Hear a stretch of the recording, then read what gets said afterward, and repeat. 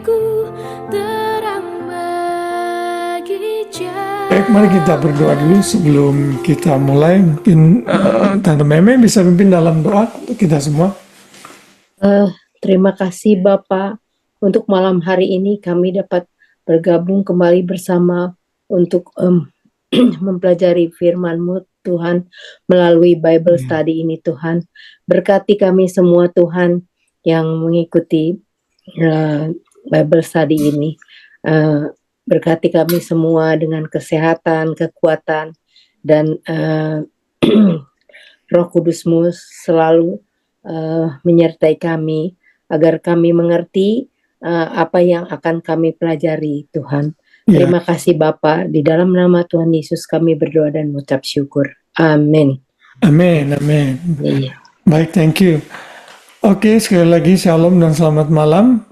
Hari ini saya berharap Bapak Ibu Saudara bisa sedikit konsentrasi karena ini topik yang cukup sulit untuk dimengerti dengan akal kita, dan ini juga salah satu doktrin yang seringkali di-avoid oleh banyak para hamba Tuhan dan gereja untuk membicarakannya gitu. Karena dianggap penuh kontroversi, penuh bahaya gitu ya. Karena argumennya adalah kalau kita sudah dipilih oleh Tuhan, itu menyebabkan, nanti kita akan lihat salah satunya fatalisme ya. Fatalisme itu menganggap, oh kalau gitu kita bebas dong melakukan apa aja. Nah itu nanti kita akan lihat gitu. Nah itu sebenarnya lahir dari ketidakmengertian gitu, sehingga keluarlah anggapan-anggapan seperti itu.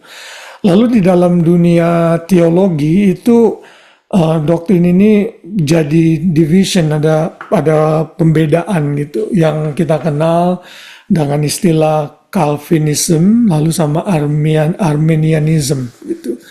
Calvin sangat strong dalam hal Tuhan, kedaulatan Tuhan, God's sovereignty, sedangkan Arminian berpikir enggak begitu. Manusia itu punya kehendak bebas, jadi manusialah yang memutuskan gitu. Nah, waktu saya remaja bertumbuh dalam dunia kekristenan, ini juga menjadi pergumulan saya gitu. Karena saya terus terang bingung gitu. Ada ayat yang mengatakan kita sudah dipilih sebelum dunia dijadikan, tapi kenapa ada ayat juga bilang kita mesti percaya, mesti mempertahankan keselamatan kita gitu. Jadi yang mana yang benar gitu. Itu waktu saya masih remaja itu cuma sekilas saja datang di pikiran saya nggak perdalam, sampai akhirnya saya makin mencintai Alkitab, saya makin banyak membaca resources, saya baru sadar, oh ternyata apa yang saya ngerti waktu dulu itu berbeda dengan pengertian saya, dan apa yang Alkitab ajarkan jadi lebih clear dengan mendengar banyak pendapat-pendapat, termasuk juga dari sisi Arminianisme bagaimana, dari sisi Calvin bagaimana gitu. Nah, akhirnya saya sudah mengambil keputusan, oke, ini posisi yang saya ambil dan ini yang kita akan pelajari pada malam ini ya. Nah, jadi ini adalah salah satu doktrin atau jangkar doktrin kekristenan yang tidak bisa dielakkan, karena Alkitab dengan jelas menyatakan hal ini. Ada begitu banyak ayat-ayat yang kita nanti akan lihat ya. Jadi kita sudah masuk ke lesson 12, lesson terakhir mengenai pemilihan dari seri ini.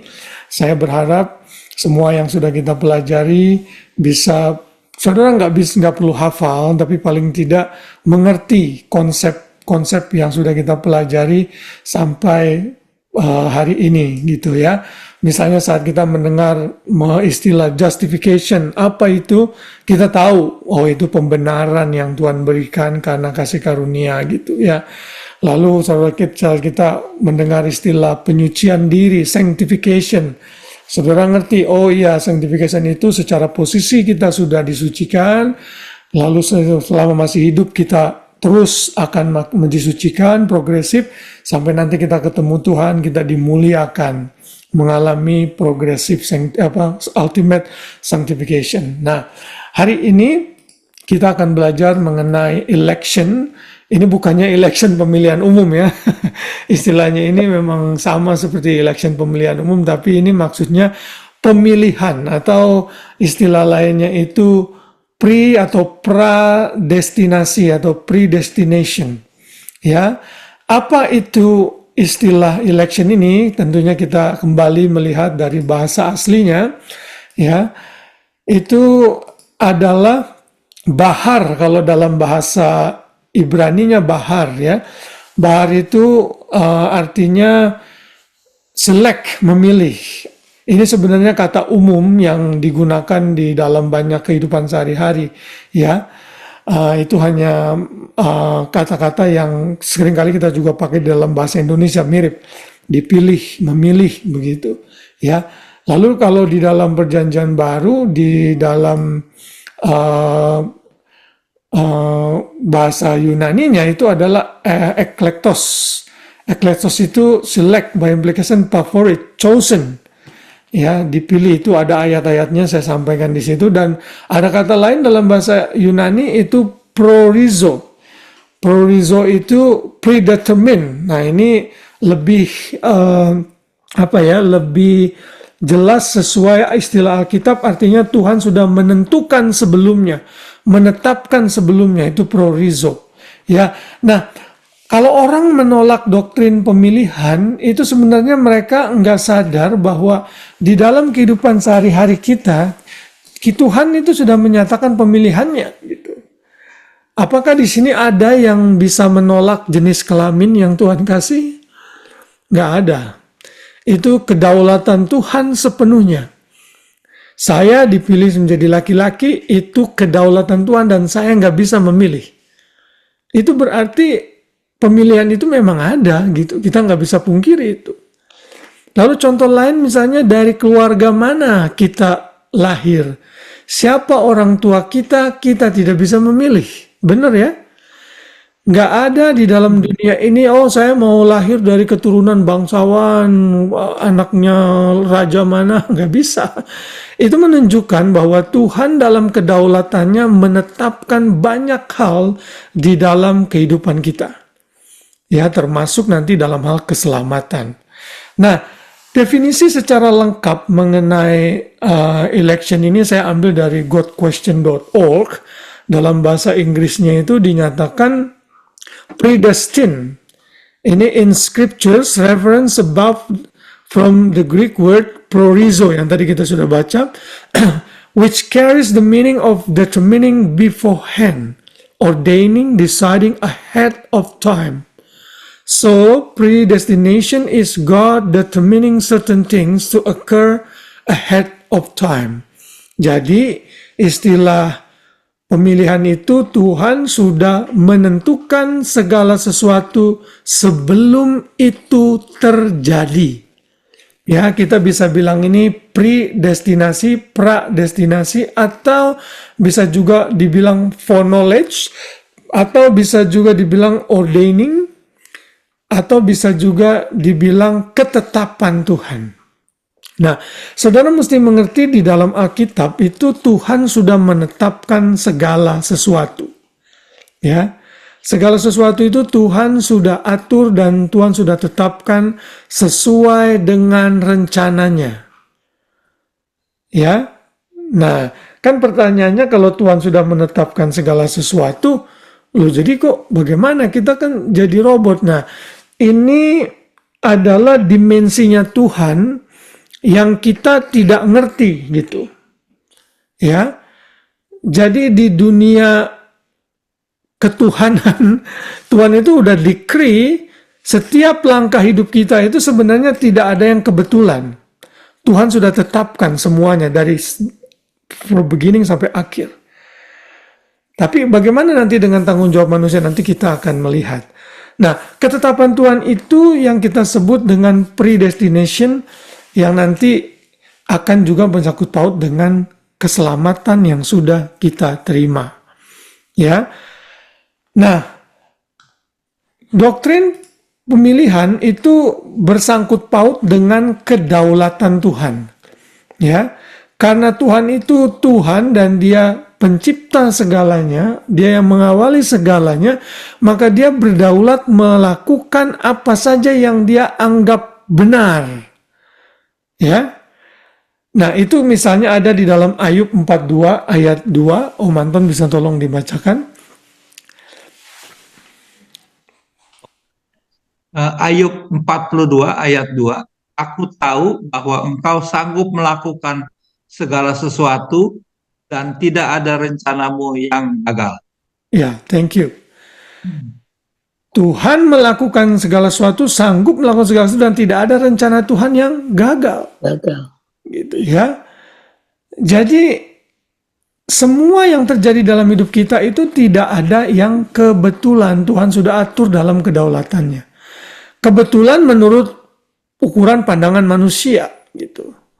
Nah, tapi saudara mesti hati-hati. Saudara nggak boleh mengira-ngira apa kedaulatan Tuhan atas sesuatu, karena nanti saudara jadi diatur dengan dimensi yang saudara nggak tahu. Yang saudara perlu lakukan adalah taat saja kepada firman Tuhan. Ya, misalnya sepasangan yang sedang ribut gitu, tahu-tahu akhirnya mau bercerai. Lalu dia bilang, mungkin kehendak Tuhan nih saya bercerai. Mungkin udah kedaulatan Tuhan. Kan mungkin. Itu kan ranahnya Tuhan. Yang kita nggak ngerti. Yang Tuhan mau, di dalam Alkitabnya bilang Tuhan membenci perceraian. Misalnya, ini contoh doang. Jadi saudara taat kepada firman Tuhan itu, yang mungkin masih saudara nggak jelas, itu biar ranahnya Tuhan. Saudara mesti taat kepada firman Tuhan yang Tuhan jelaskan, berikan kepada kita di dalam firman-Nya. Ya, walaupun itu dalam kedaulatan Tuhan. Lalu ayat yang berikutnya, Yesaya 46 ayat 10. Tolong Tante Meme dibacakan. Yesaya 46 ayat 10. Yang memberitahukan dari mulanya hal yang kemudian dan dari zaman purbakala apa yang belum terlaksana, yang berkata, keputusanku akan sampai dan segala kehendakku akan kulaksanakan. Amin. Keputusan Tuhan akan sampai dan kehendak Tuhan akan dilaksanakan. Termasuk nanti yang kita akan belajar dalam hal keselamatan. Ya, tadi saya hanya singgung dalam kehidupan sehari-hari. Jadi saudara harus aware akan hal ini, bahwa di dalam segala sesuatu Tuhan itu berdaulat. Makanya setiap kita berdoa, kita selalu bilang, biar kehendakmu yang jadi Tuhan. Dalam nama Yesus, amin. Gitu. Berarti kita sadar, kita harus tunduk kepada kedaulatan Tuhan. Ya, ayat yang lain. Dalam Ayub 115 ayat 3. Tolong Hani dibacakan. Ayub 115 ayat 3, Allah kita di sorga, Ia melakukan apa yang dikehendakinya. Amin. Ia melakukan apa yang dikehendakinya. Jadi Tuhan menghendaki ada orang-orang yang diselamatkan, ada orang-orang yang gak diselamatkan. Itu kenyataannya. Kalau kayak begitu bagaimana nanti ya? Kita akan bahas itu. Nah, Amsal 16 ayat 9. Ya, tolong Pak Ade dibacakan. Amsal 16 ayat 9. Hati manusia memikir-mikirkan jalannya, tetapi Tuhanlah yang menentukan arah langkahnya. Thank you. Kita punya pemikiran dan punya pertimbangan sendiri-sendiri dalam kehidupan ini. Tapi ingat, Tuhanlah yang menentukan arah langkahnya, dan saudara sudah mengalami itu dalam kehidupan sehari-hari. Ya, ada orang yang kepengen ke Australia, tapi Tuhan enggak menghendaki dia. Visanya enggak dapat-dapat. Tapi ada orang yang enggak terlalu kepengen, malah dikasih. Ya kan? Akhirnya disia-siakan. Ada yang seperti itu, saudara. Lalu dalam hal pekerjaan, saudara apply berapa pekerjaan ini enggak diterima. Tapi memang karena Tuhan menghendaki kita bekerja di tempat yang Tuhan tempatkan saat ini. Ini sekali lagi, saudara jangan pikir puas gitu ya, ya udahlah saya kerja di sini aja, nggak apa-apa, memang ini udah kehendak Tuhan. Nah, attitude itu juga salah seperti itu. Karena Tuhan kan di dalam firman-Nya mengajarkan kita untuk tetap rajin, untuk hidup maju di dalam karir kita, itu boleh, nggak apa-apa. Ya kan? Jadi itu ranahnya Tuhan yang saudara nggak tahu. Jadi saudara nggak boleh bergerak dalam ranah itu. Ranah yang saudara mesti bergerak di dalam firman Tuhan. Nah, doktrin pemilihan ini yang menyangkut keselamatan jiwa manusia ternyata tergantung sepenuhnya kepada God's sovereignty, kedaulatan Tuhan sepenuhnya. Saudara dan saya tidak bisa protes. Kenapa ada orang-orang yang nggak dipilih? Kenapa hanya beberapa orang dan sebagian orang saja yang dipilih, yang lain enggak? Ya karena dia Tuhan gitu. Ya. Oke, nah sekarang kita akan mulai survei ayat-ayat dari, ya singkat saja karena waktu yang kita miliki tidak banyak. Survei dari Alkitab mengenai pemilihan. Contohnya ya, di Perjanjian Lama misalnya. Itu jelas sekali siapa bangsa pilihan Tuhan yang saudara tahu? Israel. Ya. Tuhan dalam kedaulatannya itu sudah memilih Israel bukan karena Israel itu bangsa yang besar kata firman Tuhan, atau bangsa yang hebat, bangsa yang taat. Bukan, karena memang Tuhan sudah memilih dia. Ya kan? Kenapa Tuhan nggak pilih Indonesia? Nanti kalau Tuhan pilih Indonesia, bangsa-bangsa lain protes lagi, Indonesia kok dipilih gitu.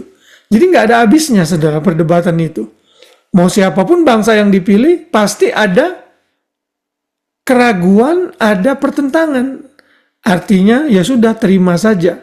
Nah, Ulangan 7, 6-8 menyatakan, sebab engkaulah umat yang kudus bagi Tuhan Allahmu, engkaulah yang dipilih oleh Tuhan Allahmu dari segala bangsa di atas muka bumi untuk menjadi umat kesayangannya. Bukan karena lebih banyak jumlahmu dari bangsa manapun juga, maka hati Tuhan terpikat olehmu dan memilih kamu. Bukankah kamu ini yang paling kecil dari segala bangsa? Tetapi karena Tuhan mengasihi kamu dan memegang sumpahnya yang telah diikrarkannya kepada nenek moyangmu, maka Tuhan telah membawa kamu keluar dengan tangan yang kuat dan menebus engkau dari rumah perbudakan, dari tangan Firaun, Raja Mesir. Oh, ternyata Tuhan memilih Israel memang karena janjinya yang sudah diikrarkan kepada nenek moyang Abraham, Ishak, dan Yakub. Jadi, ini sepenuhnya kedaulatan Tuhan, sehingga Tuhan memilih Israel. Nah, di dalam Perjanjian Lama, Tuhan itu memilih banyak hal, tempat-tempat tertentu Tuhan pilih. Misalnya mereka harus menyembah Tuhan di Yerusalem. Di Yerusalem Tuhan tetapkan lagi mesti di Gunung Moria, karena nanti bait suci di situ akan dibangun. Ya. Kemudian Tuhan juga menetapkan orang-orang tertentu yang dipilih. Contohnya misalnya Abraham. Ya, kita tahu Abraham itu adalah bapa leluhur Israel. Dia dipanggil dari Ur Kasdim keluar menuju tanah perjanjian. Dalam Nehemia 9 ayat 7 dikatakan, engkaulah Tuhan Allah yang telah memilih Abraham dan membawanya keluar dari Ur Kasdim dan memberikan kepadanya nama Abraham. Jadi ini kedaulatan Tuhan untuk memilih Abraham. Dan masih banyak lagi contoh-contoh lain yang kita bisa temukan di Perjanjian Lama, bagaimana Tuhan memilih orang-orang tertentu, bangsa, bahkan juga tempat-tempat, ya, raja, imam. Tuhan sudah tetapkan Harun. Kenapa kok enggak suku Yehuda, kok enggak suku Naftali yang dipilih, kenapa suku Lewi?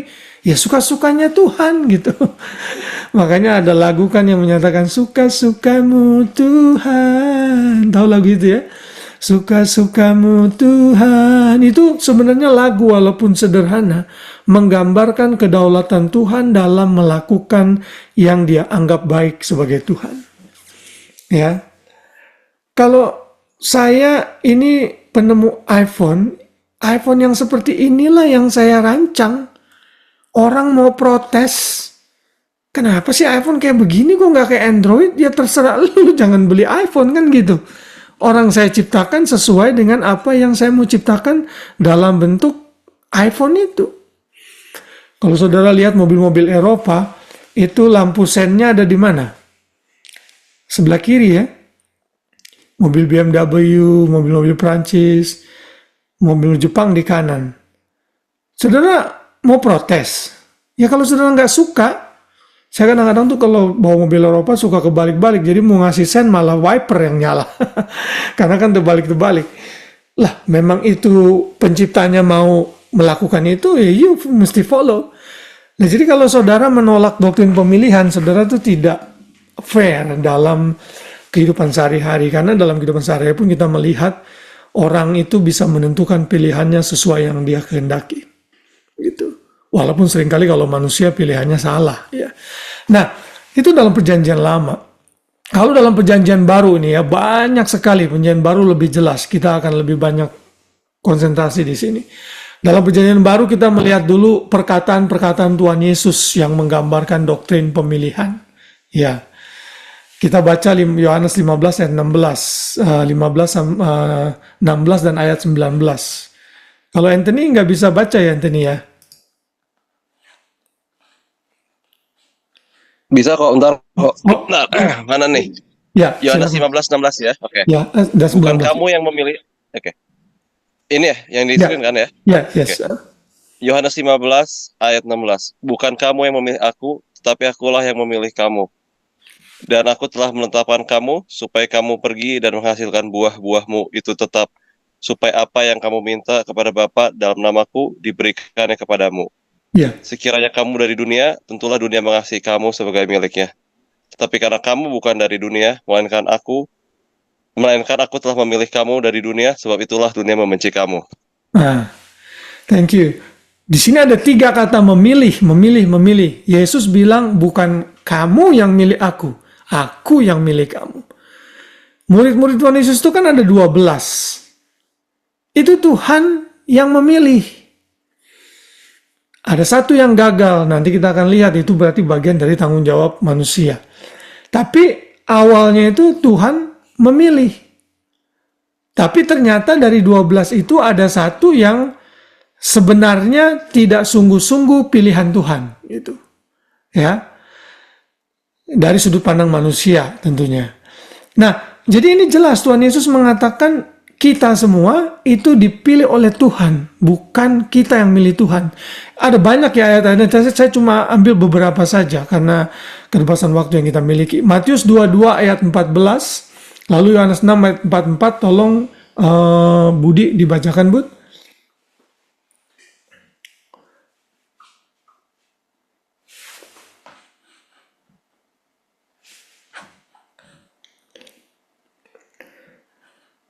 Budi ada di situ, Bud?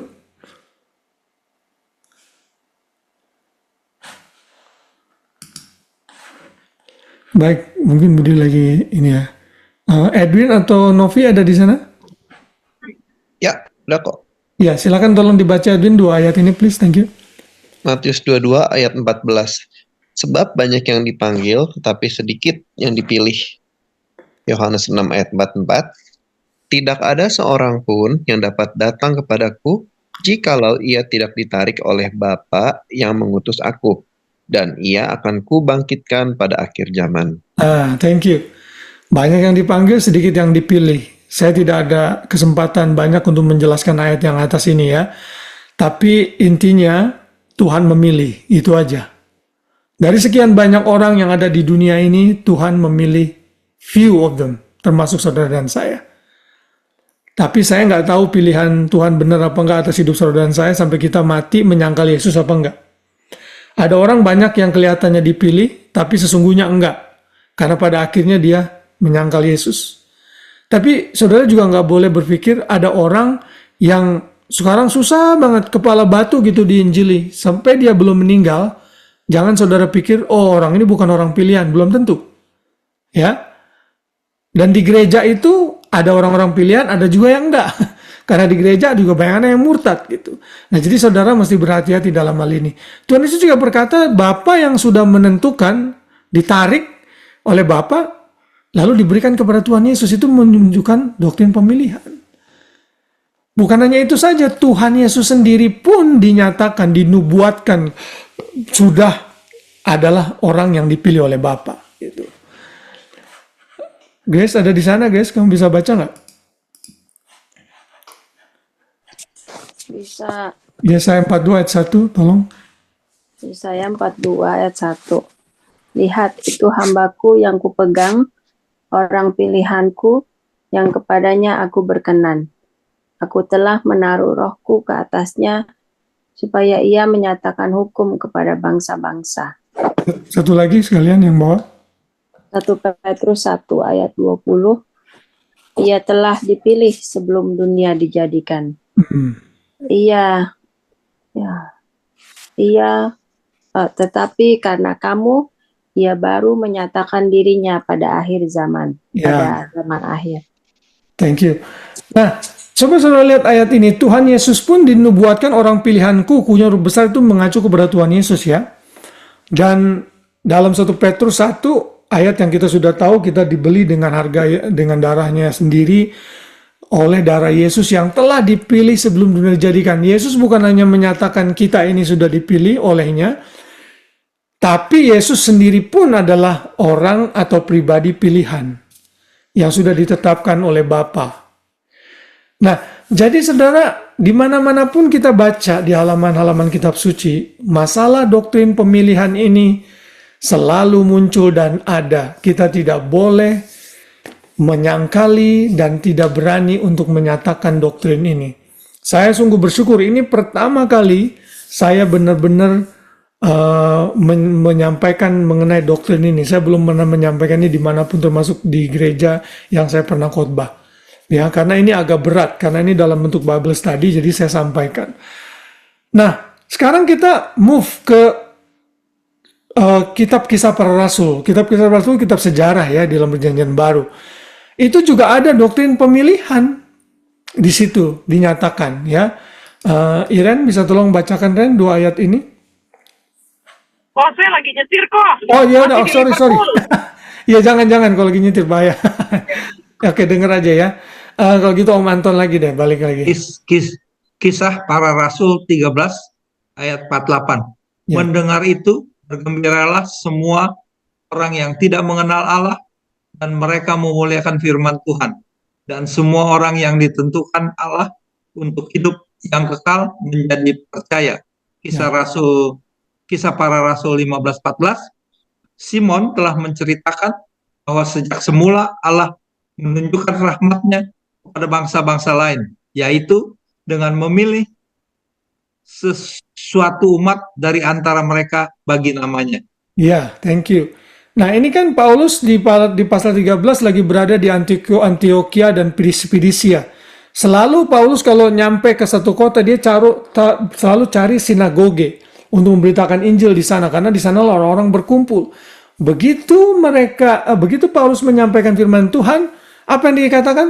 Dan semua orang yang ditentukan, itu dalam bahasa Inggrisnya predestined ya, untuk hidup yang kekal menjadi percaya. Jadi ada orang-orang yang memang sudah ditentukan dan dipilih. Demikian juga waktu sidang di Yerusalem di pasal 15 yang tadi kita udah baca. Untuk memilih satu umat, ini gereja secara keseluruhan, bangsa secara keseluruhan. Bagi mereka bagi namanya, suatu umat dari antara mereka bagi namanya. Jadi jelas kitab Para Rasul pun juga menyatakan doktrin mengenai pemilihan. Nah, yang paling banyak nextnya adalah di dalam kitab surat-surat atau epistles, yaitu surat Paulus, surat Petrus, surat Yohanes, itu juga disebutkan. Salah satunya dan beberapa di antaranya yang jelas adalah Roma 8, 29 sampai 30. Ya, ini mengenai yang kita sudah bahas, justification juga glorification. Tolong Tante Meme dibacakan.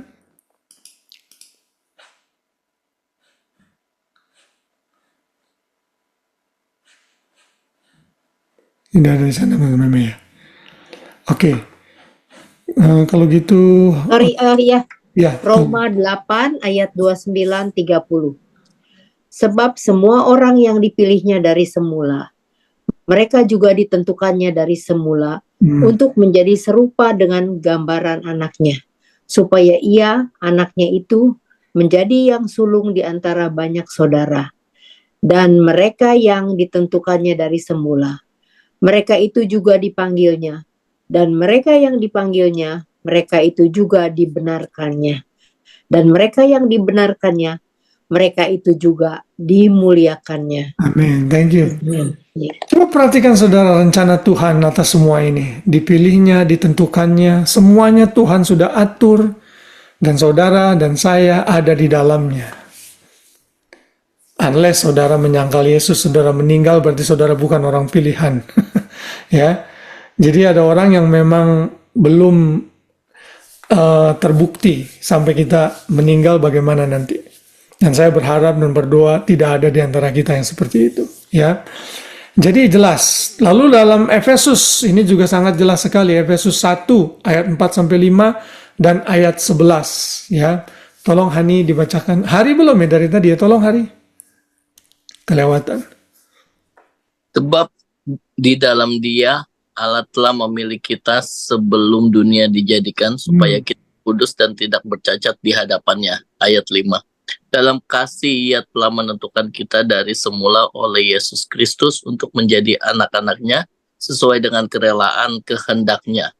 Dan ayat 11, aku katakan di dalam Kristus karena di dalam Dialah kami mendapat bagian yang dijanjikan. Kami yang dari semula ditentukan untuk menerima bagian itu sesuai dengan maksud Allah, yang di dalam segala sesuatu bekerja menurut keputusan kehendaknya. Amin. Look at that. Malah kita sudah dipilih sebelum dunia dijadikan. Saudara bayangkan, kita belum jadi orang, Tuhan sudah memilih orang-orang tersebut. Bagaimana itu bisa terjadi? I don't know. Saya nggak tahu. Tapi itu yang Alkitab tulis. Ternyata Tante Meme sudah ada dalam rancangan Tuhan untuk menjadi orang pilihan. Ternyata Budi, Antoni, dan semua kita orang percaya sudah ada dalam rancangan Tuhan sebelum dunia dijadikan. Bayangkan tuh. Itu berarti ini kedaulatan penuh yang kita tidak bisa tolak dan sangkal. Ya. Lalu yang berikutnya dalam 2 Tesalonika 2 ayat 13. Hani tolong. Akan tetapi kami harus selalu mengucap syukur kepada Allah karena kamu, saudara-saudara yang dikasihi Tuhan. Sebab Allah dari mulanya telah memilih kamu untuk diselamatkan dalam roh yang menguduskan kamu dan dalam kebenaran yang kamu percayai. Ya, terus lanjutkan saja. 2 Timotius 1 ayat 9, Dialah yang menyelamatkan kita dan memanggil kita dengan panggilan kudus, bukan berdasarkan perbuatan kita, melainkan berdasarkan maksud dan kasih karunia-Nya sendiri, yang telah dikaruniakan kepada kita dalam Kristus Yesus sebelum permulaan zaman. Look, ini lagi ya, sebelum permulaan zaman.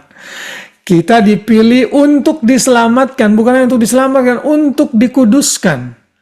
Jadi saudara dan saya sudah ditetapkan untuk hidup kudus dan dipisahkan oleh Tuhan.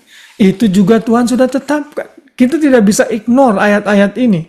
Ini jelas menyatakan Tuhan memilih orang-orang tertentu dan tidak memilih orang-orang tertentu. Ya? Oke. Lagi Petrus sekarang, tulisan Petrus. 1 Petrus 1 ayat 1 sampai 2, tolong Pak Ade. 1 Petrus 1 ayat 1 sampai 2. Dari Petrus, Rasul Yesus Kristus kepada orang-orang pendatang yang tersebar di Pontus, Galatia, Kapadokia, Asia Kecil, dan Bitinia, yaitu orang-orang yang dipilih sesuai dengan rencana Allah, Bapa kita, dan yang dikuduskan oleh Roh, supaya taat kepada Yesus Kristus, dan menerima percikan darahnya. Kiranya kasih karunia dan damai sejahtera makin melimpah atas kamu. Amin. Yaitu orang-orang yang dipilih sesuai dengan rencana Allah. Ini sesuai dengan kedaulatannya. Jadi, sekali lagi, ada orang yang dipilih. Ada orang yang tidak dipilih. Gitu. Ya. Kemudian, yang terakhir dari kitab Perjanjian Baru, ini saya hanya beberapa ya. Banyak sekali, ada beberapa lagi yang saya tidak munculkan di sini. Ini hanya yang penting-penting saja. Lalu di kitab terakhir, di kitab Wahyu, pasal 17 ayat 8. Ya, sekarang kembali ke Budi, apakah sudah ada di situ, Bud? Wahyu 17 ayat 8, Bud, tolong, Bud.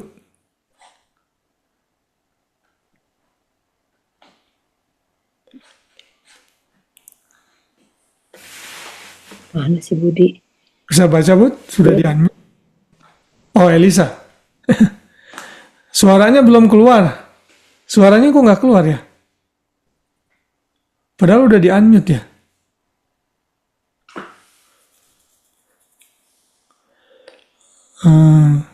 Wahyu 17 ayat 8. Oke. Nanti next ya. Kayaknya ada technical problem. Balik ke Anthony lagi deh, tolong. Wahyu 17 ayat 8. Wahyu 17 ayat 8. Adapun binatang yang telah kau lihat itu telah ada, namun tidak ada. Ia akan muncul dari jurang maut, dan ia menuju kepada kebinasaan. Dan mereka yang diam di bumi, yaitu mereka yang tidak tertulis dalam kitab kehidupan sejak dunia dijadikan, akan heran apabila mereka melihat bahwa binatang itu telah ada, namun tidak ada, dan akan muncul lagi. Thank you. Ya, ayat ini kan berbicara di masa tribulasi nanti ya, 7 tahun tribulasi. Nah, dalam ayat ini ada satu konsep lagi, yaitu tentang kitab kehidupan. Nah, orang-orang pilihan itu nama-namanya Tuhan sudah catat dalam sebuah kitab yang namanya kitab kehidupan. Ya, ini juga penjelasannya panjang lagi, tapi intinya saudara terima saja dulu bahwa nama saudara itu sudah ada di kitab kehidupan sejak dunia dijadikan. Ya, jadi nama-namanya itu sudah ada dan Tuhan nggak pernah salah gitu. Ya, kalau saudara ganti nama bagaimana? Tuhan tetap tahu, nggak perlu khawatir ya. Nah, jadi ayat-ayat tadi menggambarkan bahwa doktrin tentang pemilihan itu ada dan kita tidak bisa menyangkal. Gitu. Nah, kalau begitu apa tujuan doktrin pemilihan ini? Menurut Alkitab, pemilihan itu diberikan dan dinyatakan oleh Tuhan untuk menyatakan kemuliaannya. Tadi di Efesus 1 ayat 11 kita udah baca, ayat 12-nya berkata, supaya kami yang sebelumnya telah menaruh harapan pada Kristus boleh menjadi puji-pujian bagi kemuliaannya. Bahasa Inggrisnya mengatakan, to the end that we who were the first to hope in Christ would be to the praise of His glory. Ternyata, pemilihan yang Tuhan berikan kepada kita, itu menunjukkan kemuliaannya. Tadi saya bicara soal mobil ya, mobil yang diciptakan oleh manusia. Saudara, kalau saya melihat mobil-mobil Eropa itu ya, saya kagum sekali saudara. Dan waktu saya lihat bodinya aja, penampakannya dari mobil itu saudara. Kalau kita langsung lihat mereknya misalnya Mustang gitu, Audi lambangnya ada 4 roda gitu, itu menggambarkan kemuliaan merek Audi, saudara. Mereka memilih menciptakan mobil itu untuk menggambarkan kebesaran perusahaan itu. Nah, pemilihan yang Tuhan berikan dan lakukan yang dicatat di dalam Alkitab menggambarkan kemuliaannya. Dia mengizinkan dosa terjadi, lalu dia menolak orang-orang tertentu, memilih orang-orang tertentu. Tujuannya adalah dia dimuliakan. Kenapa? Karena seharusnya kita semua dihukum karena dosa. Tapi Tuhan tidak menghukum kita semua. Kita dipilih. Ada beberapa orang yang dipilih, yaitu saudara dan saya. Gitu. Dan itu menggambarkan kemuliaannya, kasihnya bagi kita. Lalu yang kedua, yang tadi kita udah singgung, pemilihan itu menggambarkan, menyatakan kedaulatan Tuhan atas hidup kita. Nah, ayat yang sangat jelas itu dipakai adalah dalam Roma 9 ayat 11 sampai 15. Nanti saudara baca sendiri. Di sini Paulus menjelaskan pemilihan Ishak yang dipilih, lalu Esau tidak dipilih. Lalu ada orang yang bertanya, kalau begitu tidak adil dong Tuhan. Ya. Tapi Tuhan berkata apa? Sebab waktu anak-anak itu belum dilahirkan dan belum melakukan yang baik atau yang jahat, supaya rencana Allah tentang pemilihannya diteguhkan. Sebelum Ishak dan Esau lahir, Tuhan sudah menetapkan Ishaklah yang akan dipilih. Esau tidak. Bahkan sebelum mereka lahir. Dan Tuhan mengatakan itu kepada Ribka, mamanya. Lalu ayat 14, jika demikian apakah yang hendak kita katakan? Apakah Allah tidak adil? Mustahil, nah, ya kan? Ini dijawab. Sebab ia berfirman kepada Musa, aku menaruh belas kasihan kepada siapa aku menaruh belas kasihan, dan bermurah hati kepada siapa yang aku mau bermurah hati. Artinya semua totally God's sovereignty, kedaulatan Tuhan. Saudara dan saya nggak bisa protes. Ya. Lalu yang berikutnya, yang terakhir dalam tujuan Tuhan, Sayang, ya. sayang. Itu Yakub dan Esau, bukan Ishak. Sorry. Iya. Yakub dan Esau. Kok saya nyebutnya Ishak dari tadi ya? Salah saya. Salah, Yakub. Ya, Yakub dan Esau. Ya, sorry. Benar, thank you Cangku. Nah, itulah istri penolong. Jadi, saudara, waktu Yakub dipilih, Yakub itu sebenarnya nggak perlu menjual menipu papahnya dengan berpura-pura menjadi Esau, ya kan? Karena yang udah dipilih Yakub, tapi Yakub itu melakukan sesuatu yang dia anggap benar pada saat itu. Tapi Tuhan jadi pakai itu untuk menggenapi rencananya. Karena Yakub kan nggak tahu tuh dia dipilih, dia nggak ngerti tuh. Apakah mamanya bilang ke Yakub apa enggak, saya nggak tahu. Tapi yang pasti Yakub pakai trik-trik kayak gitu, padahal tanpa pakai trik kayak gitu, Yakub akan dipilih Tuhan. Nah, ini kedaulatan Tuhan, sekali lagi ya, kedaulatan Tuhan. Nah, yang terakhir, pemilihan itu terjadi agar rencana keselamatannya tergenapi. 2 Timotius 1 ayat 9 yang tadi kita sudah baca. Dialah yang menyelamatkan kita dan memanggil kita dengan panggilan kudus bukan berdasarkan perbuatan kita, namun berdasarkan maksud dari rencana Allah itu sendiri sebelum dunia dijadikan. Jadi saudara dan saya dipilih ternyata untuk menggenapi rencana keselamatan. Ya. Nah, saya akan menutup dengan beberapa pertanyaan-pertanyaan sukar seputar doktrin pemilihan. Ya. Saya sudah memberikan secara singkat sekali ini. Saya tidak mungkin menjelaskan ayat itu satu persatu. Yang seharusnya kalau mau ideal kita lakukan eksposisi ayat-ayat tersebut. Tapi karena keterbatasan waktu, saya ingin hanya esensnya saudara tangkap bahwa pemilihan itu memang ada. Ya. Nah, karena pemilihan itu ada, ini akan menimbulkan banyak pertanyaan di kalangan kita dengan otak dan kemampuan berpikir yang terbatas. Nah, pertanyaan pertama yang sering kali muncul saat kita belajar doktrin pemilihan adalah, kalau begitu Tuhan itu tidak adil dong. Ya kan? Kenapa ada orang yang dipilih? Kenapa ada orang yang nggak dipilih? Jawabannya simple yang tadi saya sebutkan dalam Roma 9 tadi, ayat 14. Jika demikian, apakah yang hendak kita katakan, apakah Allah berlaku tidak adil? Tentu enggak, impossible, mustahil. Karena Tuhan punya kedaulatannya masing-masing. Tadi saya sudah singgung ya, kalau Tuhan mau adil, tidak ada satupun dari kita yang patut diselamatkan. Karena upah dosa adalah maut, kita keturunan Adam. Kita ini semua layak nerima hukuman kekal dalam neraka. Tapi toh Tuhan memilih orang-orang tertentu, yaitu saudara dan saya, untuk diselamatkan. Jadi jangan ngomong soal adil nggak adil, Tuhan tahu apa yang dia lakukan. Tapi bagaimana dengan orang-orang itu yang menolak, yang nggak selamat, yang di neraka? Nah, itu ada jawaban di jawaban yang kedua, pertanyaan yang kedua. Kalau memang doktrin pemilihan itu ada dan benar ada, bagaimana dengan tanggung jawab manusia? Di mana letak tanggung jawab manusia kalau memang Tuhan sudah tetapkan kita akan selamat? Ya, apakah ini muncul dalam pemikiran saudara? Ya, saudara harus berpikir ini, bagaimana dengan tanggung jawab manusia kalau memang sudah dipilih? Jadi seolah-olah kita ini kayak robot.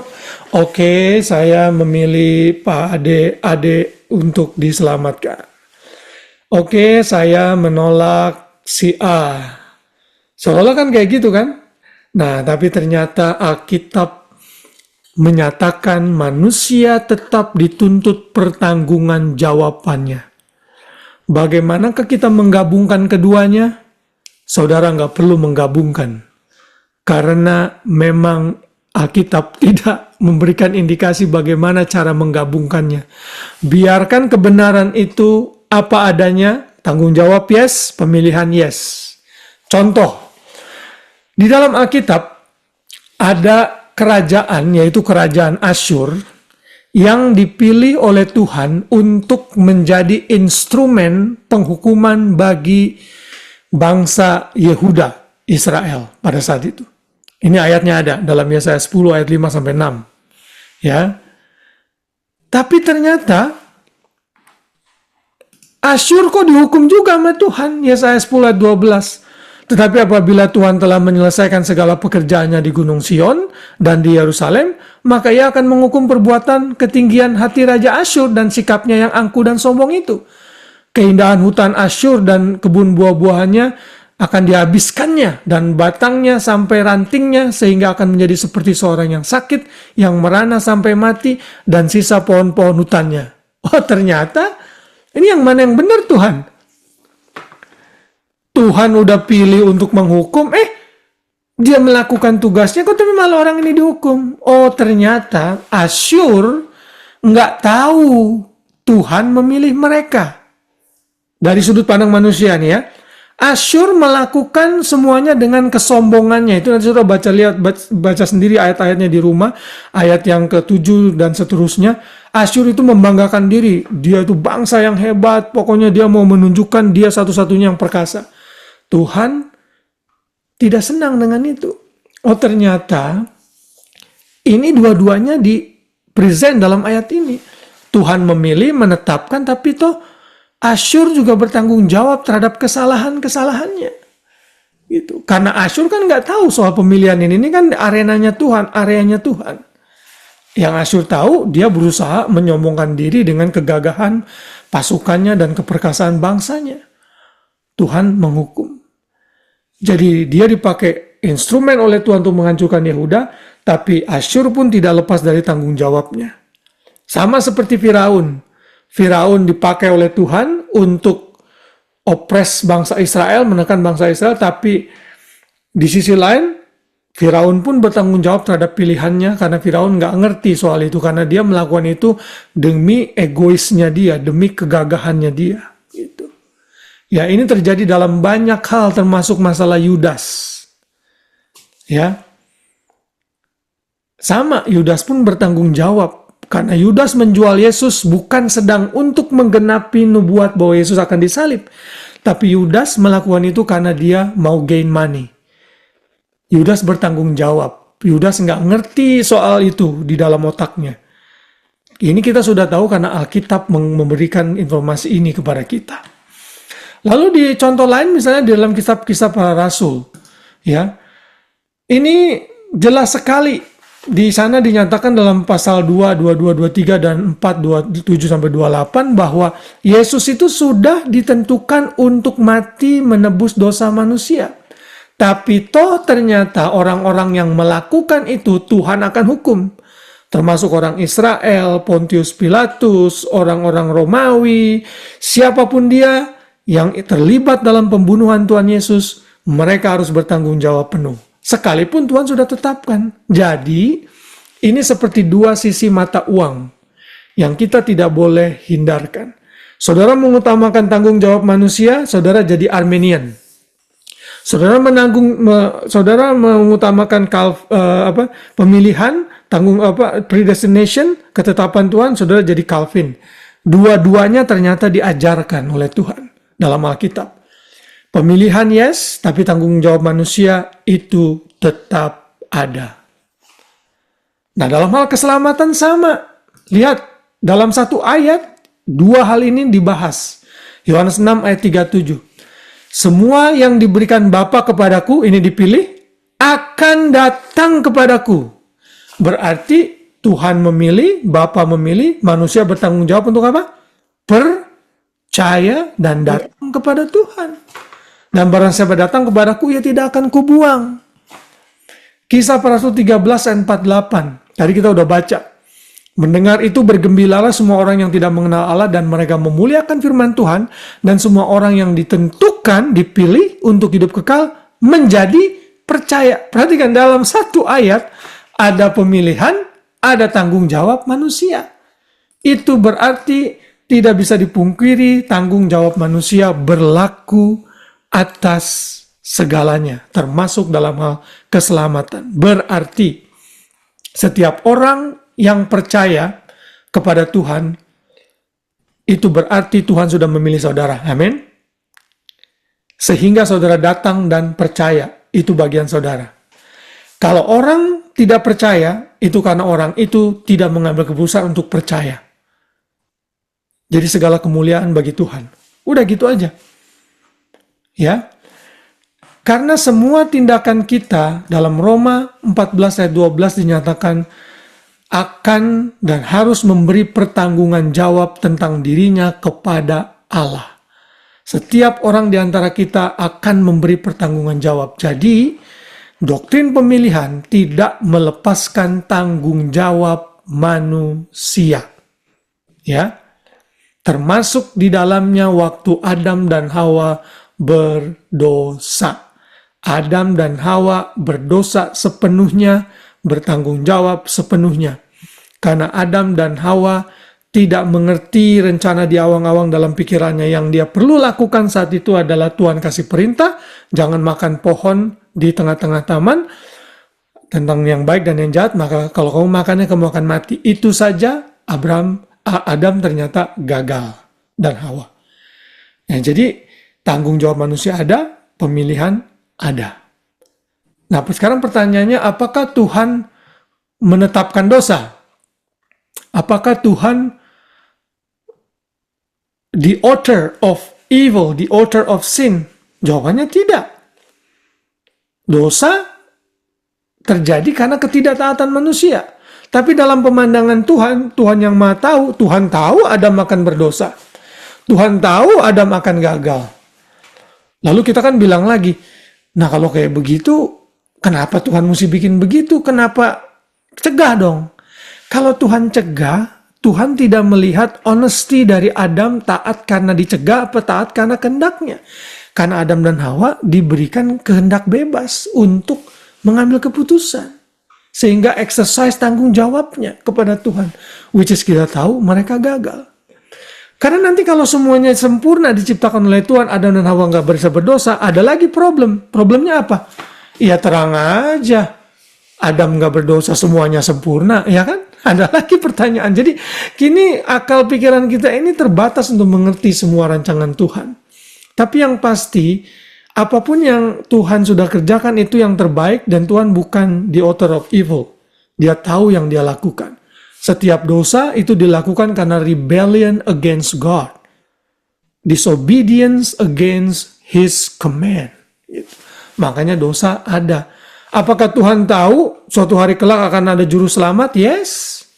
Apakah rencana penebusan itu second plan? No, Tuhan udah tahu dalam decree-nya, dalam area kedaulatan dan kemahatauannya.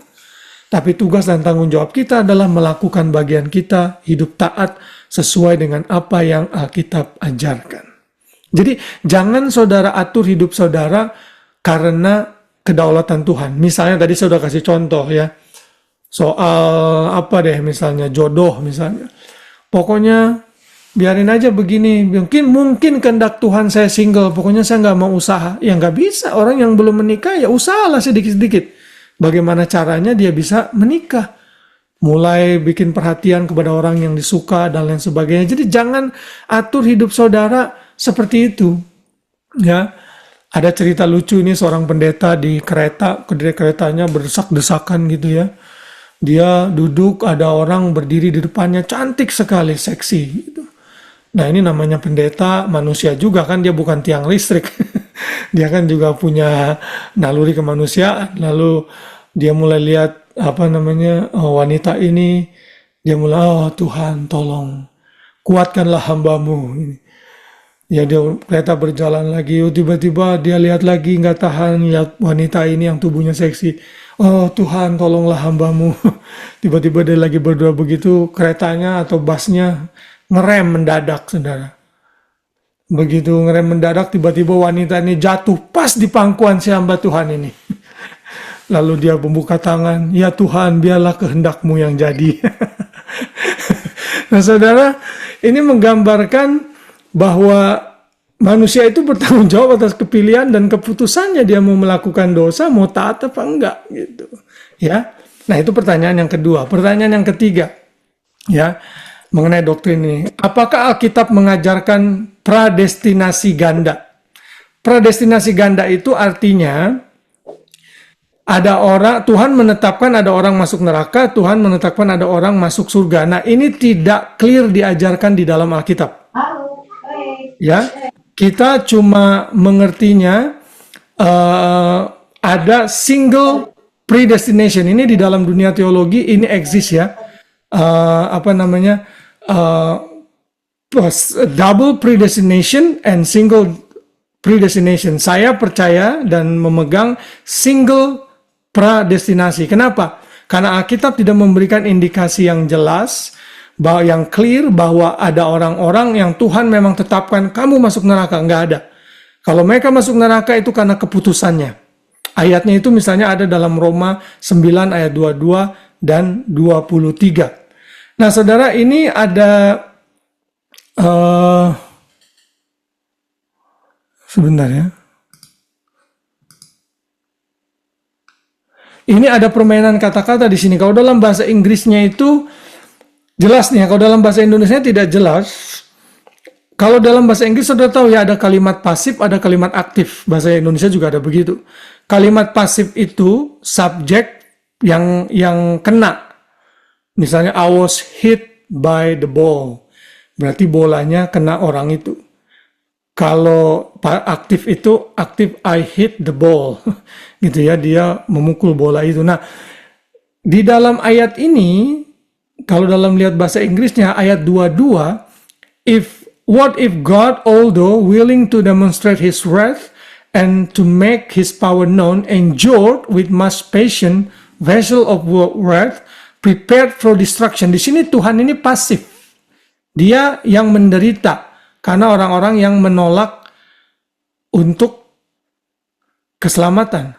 Prepare for destruction. Tapi yang dimuliakan ini, and he did so to make it known the riches of his glory upon vessel of mercy. Saudara, ini vessels of mercy, bejana-bejana kemurahan, which he prepared beforehand. Nah, Tuhan sudah siapkan, tapi yang di atas untuk destruction itu Tuhan tidak siapkan. Artinya, untuk masalah keselamatan, orang dihukum masuk neraka karena dia salah memilih. Jelas ya? Tapi Tuhan tentunya tahu orang-orang siapa saja yang masuk neraka, yes. Dan memang Tuhan juga tidak memilih mereka dalam pemandangannya Tuhan. Oke? Yang keempat, second last, sebentar lagi ya. Ini agak sedikit lama karena ini big topic. Karena ada pemilihan, mengapa kita harus memberitakan Injil? Toh nanti mereka juga akan dipilih. Kenapa kita harus memberitakan Injil? Jawabannya simple saja. Karena Injil itu perintah Tuhan. Kalau itu perintah Tuhan, pergilah jadikanlah semua bangsa muridku dan sebagainya dan seterusnya, saudara harus lakukan. Paulus berkata 1 Korintus 9:16, celakalah aku jika aku tidak memberitakan Injil. Jadi karena ini perintah Tuhan, we have to do it. Yang kedua, karena kita nggak tahu siapa orang-orang pilihan itu. Di dalam kepalanya tidak ada tulisan elected atau D dipilih. Nggak ada di dalam kepala orang-orang semua yang ada di dunia ini. Karena kita nggak tahu, ya udah kita memberitakan Injil. Sehingga kita menjadi mitra Tuhan dalam memanggil orang-orang pilihan itu. Bagaimana caranya orang-orang pilihan itu dipanggil? Ya pemberitaan Injil gitu. Ya, jadi tetap saudara harus memberitakan Injil. Dan yang terakhir, pertanyaan yang sering kali muncul adalah, karena sudah dipilih, bebas dong kita berbuat dosa, toh kita sudah selamat. Nah, ini yang disebut fatalism, fatal. Ini yang seringkali disalah mengerti oleh doktrin ini. Sehingga mereka bilang, ya kalau gitu enak aja dong, nanti jemaat jadi berbuat semaunya. Nah, kalau ada orang-orang yang seperti itu, orang-orang itu bukan orang pilihan. Orang-orang itu bukan orang percaya. Karena orang percaya tidak bisa memiliki pikiran seperti itu. Apakah ada di antara kita yang berpikir kayak begitu?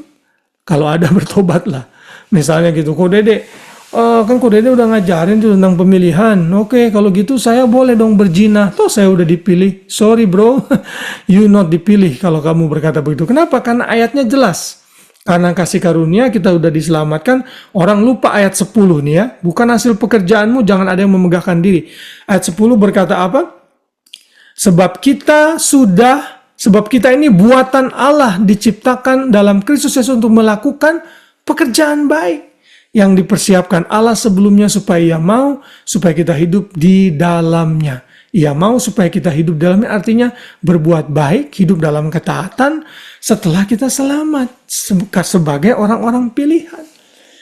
In fact, orang-orang pilihan hidupnya akan berbuah-buah. Directionnya akan berbuah-buah. Arah hidupnya akan berubah. Dari yang tadinya suka dosa, menjauhi dosa, dan hidup untuk kebenaran. Nah, inilah kebenaran mengenai doktrin pemilihan yang kita bisa pelajari pada malam hari ini. Ya, saya agak sedikit cepat karena kita punya waktu terbatas dan saya tahu kita belajar Alkitab ini di waktu-waktu di mana saudara sudah lelah, sepanjang hari sudah beraktivitas, saudara mungkin sudah mulai ngantuk. Saya cuma bisa berdoa biar doktrin ini bisa memberi saudara pengertian yang baik mengenai election ini. Ya. Nah, sekarang saya mau memberikan ruang pertanyaan. Kalau memang masih ada yang bingung, apakah ada pertanyaan mengenai doktrin ini? Sebelum kita masuk ke dalam review question. Ada? Ada. Jelas semua ya? Ada. Apa, Cang? Jadi intinya tuh Tuhan itu maksudnya ada orang yang dipilih, kan tadi kan kamu bilang ada orang yang dipilih, ada orang yang enggak dipilih kan. Berarti enggak semua dipilih, ya kan? Yeah. Nah, sedangkan di ayat Yohanes 6 ayat berapa? 6 ayat berapa?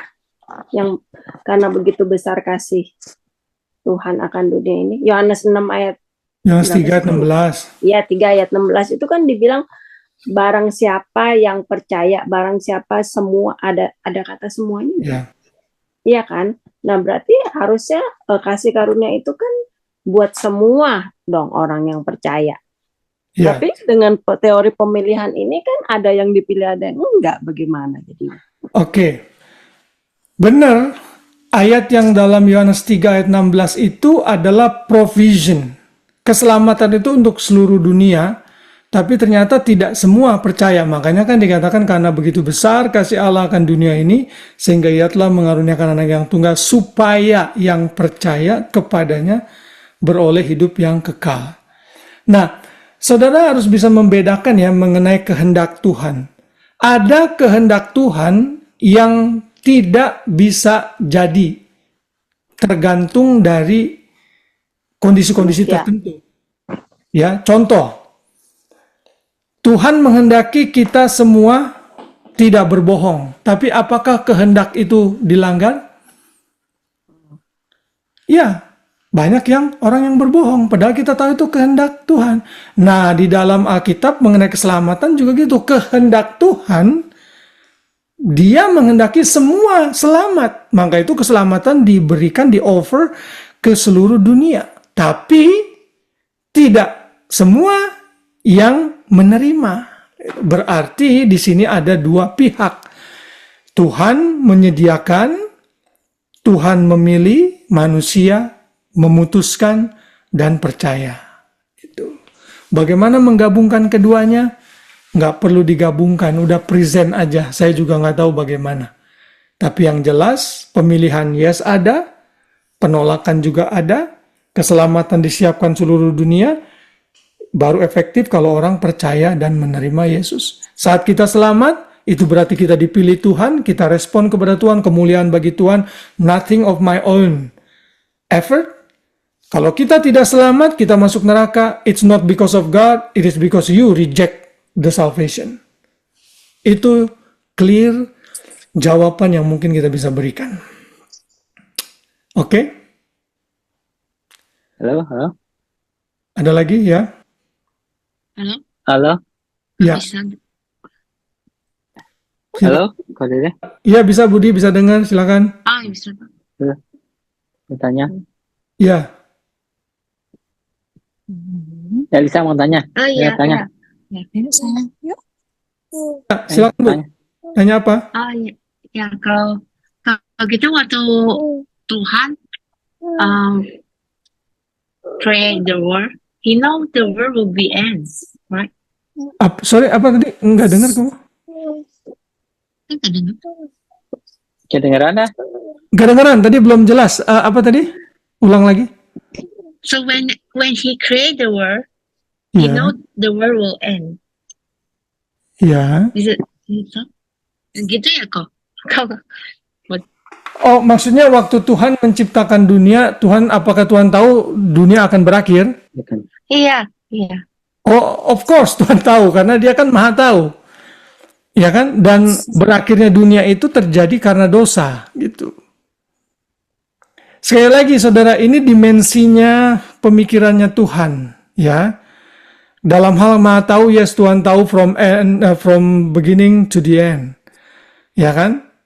Tapi itu Tuhan juga buat rencana lain bahwa dia akan menciptakan langit dan bumi baru nanti. Gitu.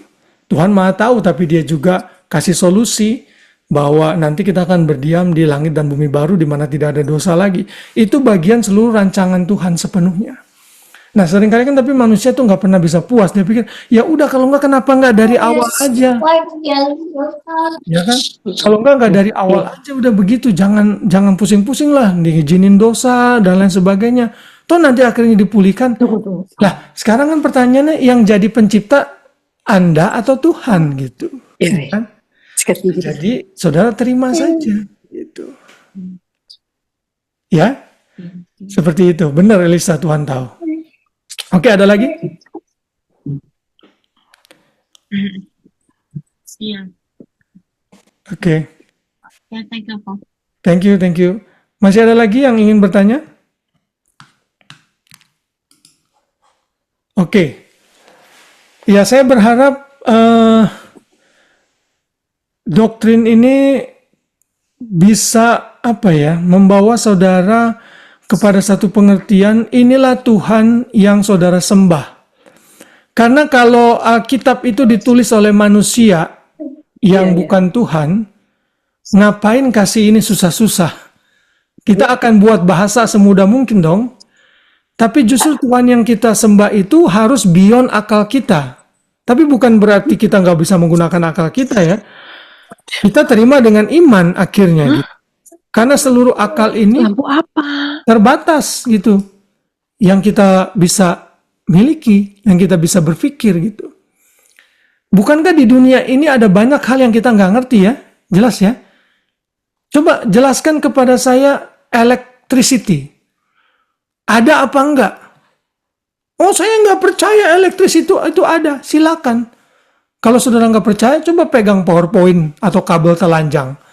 Begitu saudara mental kesetrum, berarti saudara sadar, listrik ternyata ada. Gitu. Yang kita nggak lihat itu belum tentu nggak ada. Gitu. Nah, jadi kita nggak boleh berdebat dengan Tuhan, karena Tuhan sudah nyatakan ini dalam hidup kita. Ada banyak hal yang kita nggak tahu dan nggak ngerti sepenuhnya. Let God be God. Itu ya kesimpulannya. Oke, jelas semuanya apa masih pada bingung nih? Karena saya nggak lihat muka-mukanya semuanya. Saya berharap Tuhan sendiri Roh Kudus yang akan memberikan pencerahannya. Oke, kalau sudah begitu coba kita berikan review pertanyaan-pertanyaan ya. Sudah siap semuanya? Bagi yang baru datang saya ingatkan lagi tadi bahwa minggu depan kita skip lagi break karena saya ada cruise retreat.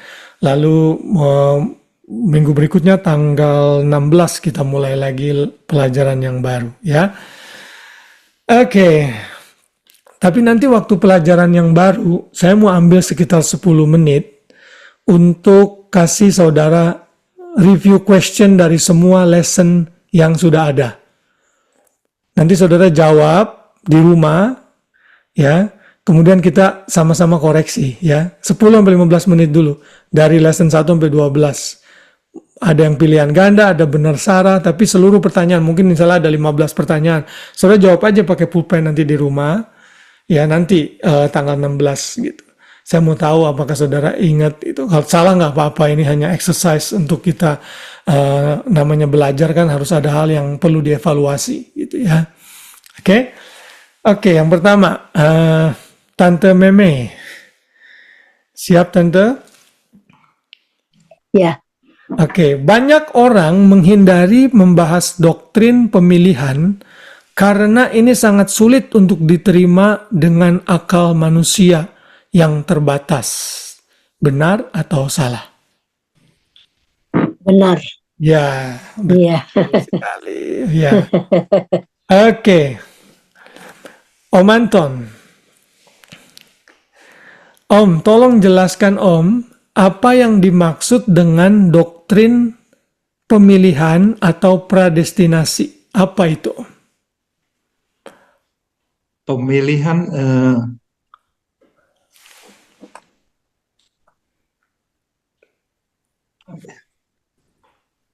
Anton lagi lihat contekan tuh.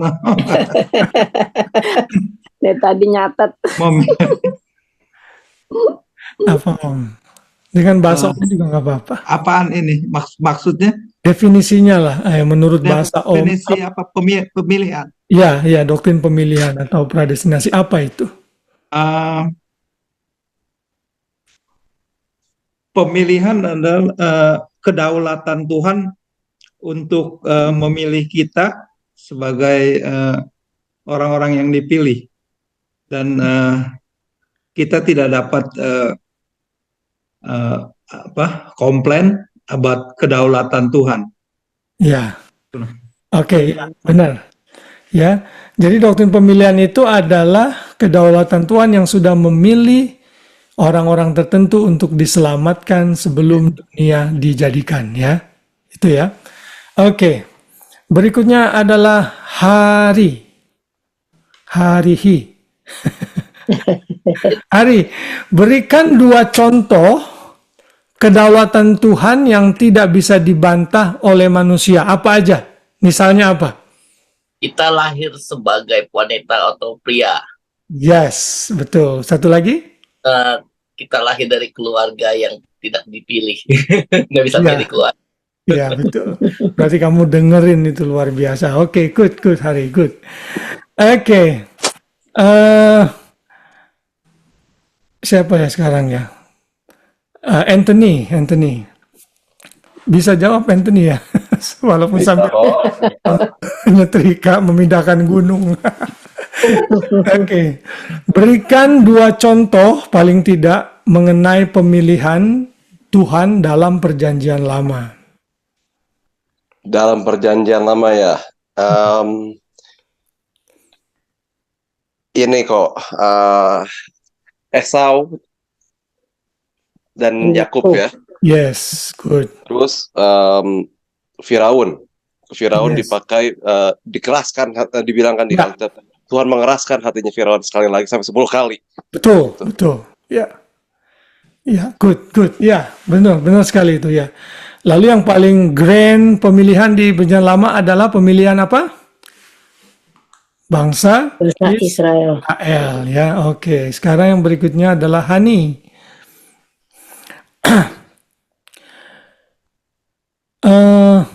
Apakah bedanya antara predestination sama justification? Bedanya apa nih?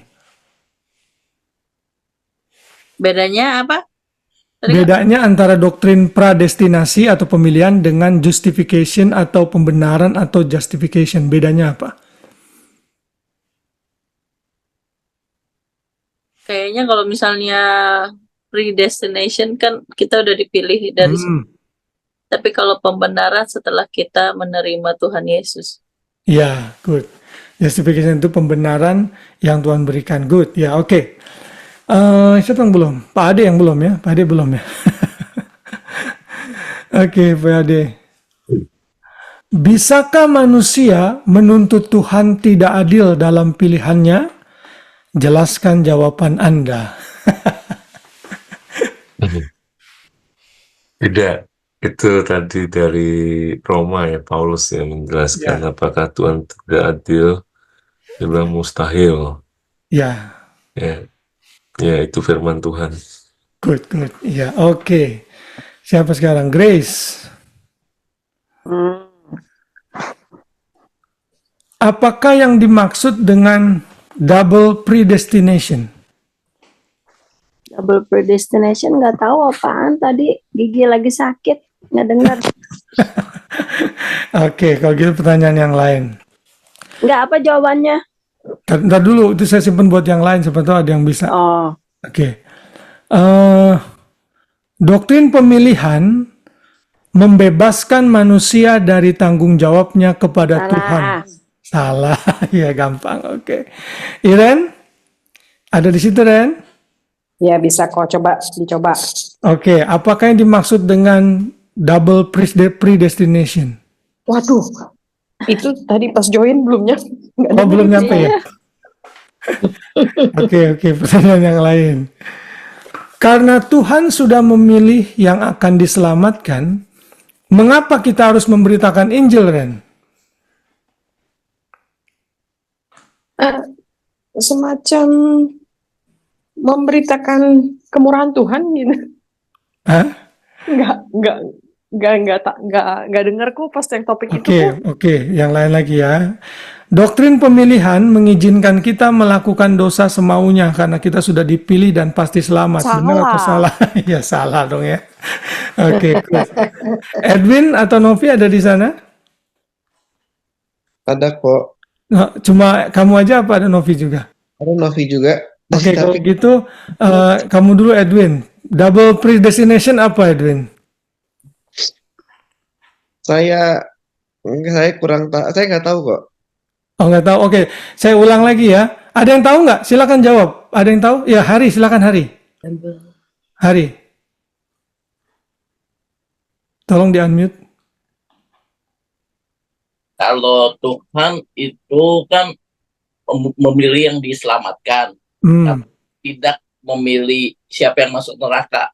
Oke, good. Itu dia. Dan saya secara pribadi tidak menerima itu. Ada juga hamba-hamba Tuhan dan teolog-teolog lain yang mempercaya double predestination. Jadi Tuhan itu hanya memilih untuk diselamatkan. Sedangkan untuk neraka itu Tuhan tidak memilih. Tapi tanggung jawab manusia. Ya? Enggak. Sorry Cang, boleh gak nanya? Yeah. Maksudnya itu untuk satu orang. Maksudnya satu orang, misalnya Grace nih udah diselamatkan. Habis itu apa hubungannya sama masuk neraka? Oh enggak, bukan satu orang. Diselamatkan kan nggak masuk neraka dong? Bukan untuk satu orang, bukan untuk kamunya. Oh, maksudnya untuk orang lain. Keseluruhan ya, keseluruhan. Diselamatkan ada. Oh, itu namanya double. Double predestination itu artinya Tuhan memilih orang untuk masuk neraka, Tuhan memilih orang untuk masuk surga. Itu kita nggak percaya. Karena Alkitab hanya memberikan penjelasan dan pengarahan bahwa Tuhan hanya memilih orang untuk diselamatkan.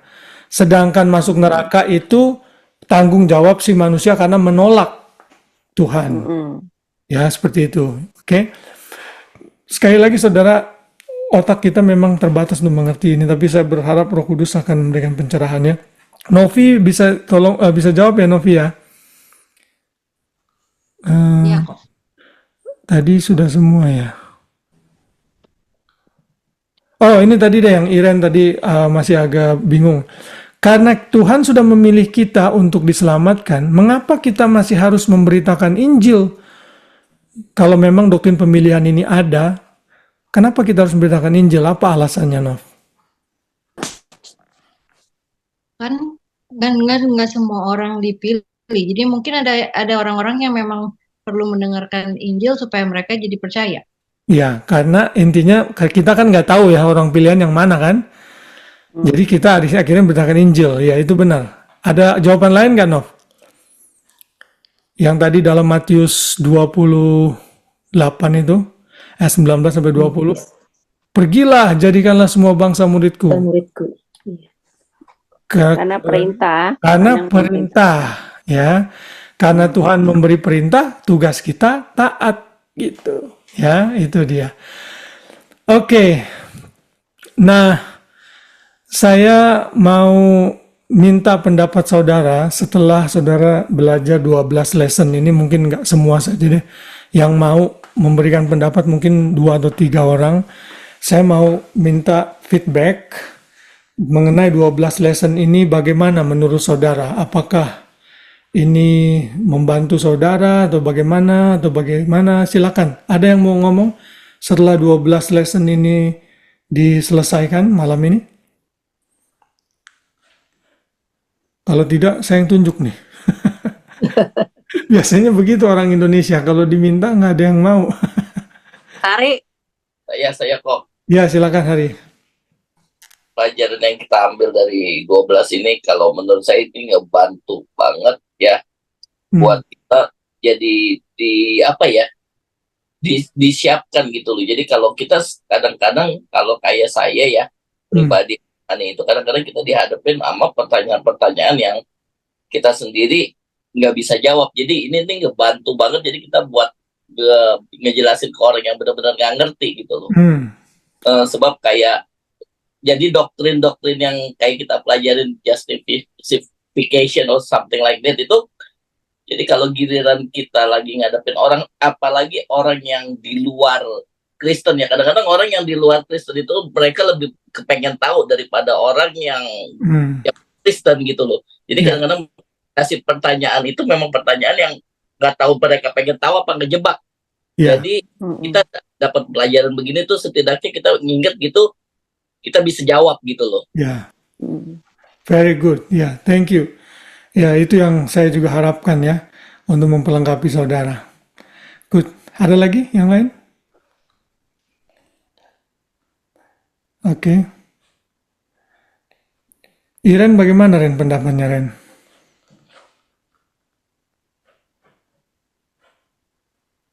Ya, bagus sih kok, menarik sih. Topik-topiknya memang buat kita. Iya kan, maksudnya selama ini kita nggak ngerti cara pemuritan bagaimana. Maksudnya orang nggak, kita sendiri juga nggak terlalu paham kan bagaimana caranya memuridkan. Kalau ditanya kenapa harus pilih ini kalau udah diselamatkan kayak gitu kan. Jadi itu sekarang kan sudah diperlengkapi. Ya. Very good ya. Kamu kan ngajar Sunday School juga ya Ren ya? Iya. Ya. Nah, guru-guru Sunday School pun juga harus bisa menjawab, karena anak-anak itu kritis loh, ya.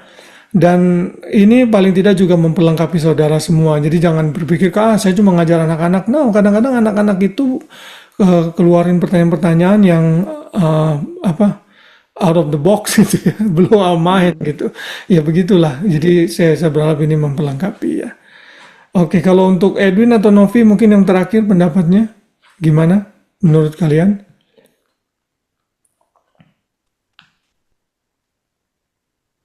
Kok ini sih saya cuman ada ada pendapat gitu. Saya nggak tahu masukan atau cuma pendapat aja, bagi pendapat gitu. Iya. Jadi ya ada sih. Jadi saya pernah kan ke 2 gereja. Jadi jadi ada 2 macam dalam Alkitab gitu. Satu gereja A, satu gereja B. Kalau gereja A mungkin lebih mirip yang kita jalanin ini. Dia tuh jadi ada temanya gitu, ada topiknya. Tapi ada juga yang saya suka juga secara pribadi. Jadi misalnya dia tuh misalnya dia mulai dari kejadian. Jadi jadi per pasal dibaca, nah terus dibahas, nah minggu ke depannya dia terus gitu kok. Jadi kejadian misal dibahas terus jadian sampai habis. Nanti nextnya pasal kitab berikut gitu. Nah itu saya juga senang sih kayak gitu. Nanti kalau ada bahasa apanya dijelasin, jadi kita ngerti gitu historinya apa segala. Ya. Oke. Ya, that's good. Ya, nanti bisa juga kita bisa selingin dengan hal yang kayak begitu. Seperti itu bisa juga. Itu namanya expository learning Bible study ya. Bisa juga kayak begitu. Nah, ini memang saat ini saya utamakan yang foundational dulu, yang dasar gitu. Ya.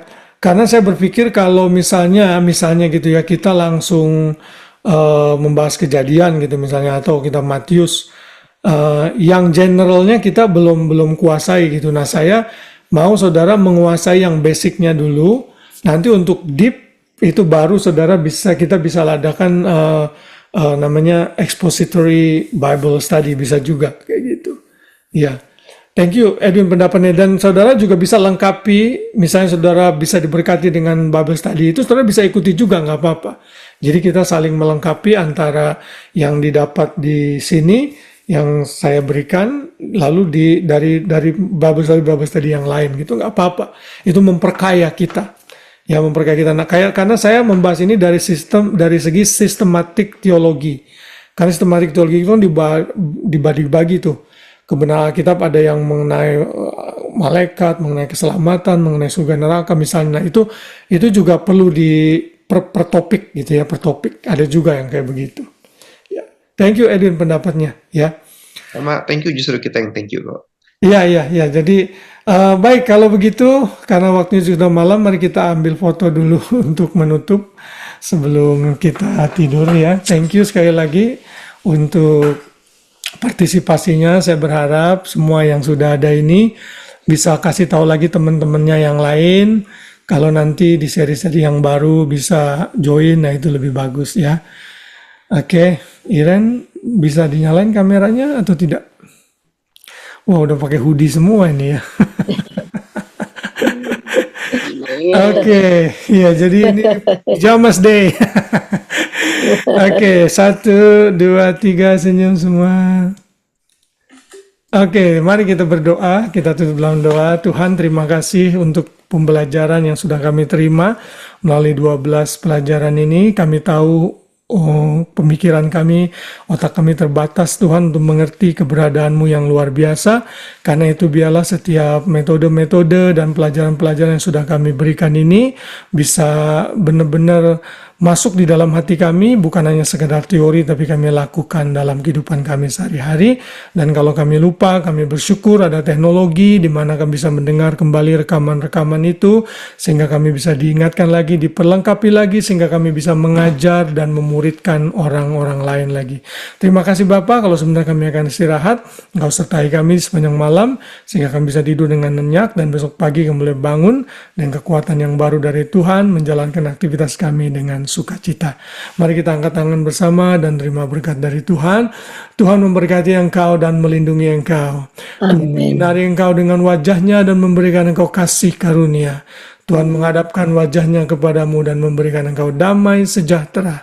Kiranya berkat dari Bapa di surga, kasih sayang sempurna dari anaknya Tuhan Yesus, dan persekutuan yang manis dengan Roh Kudus menyertai kita semua hari ini, sampai kita jumpa dengan Kristus saat Dia datang kembali. Yang diberkati sama-sama katakan. Amin. Amin.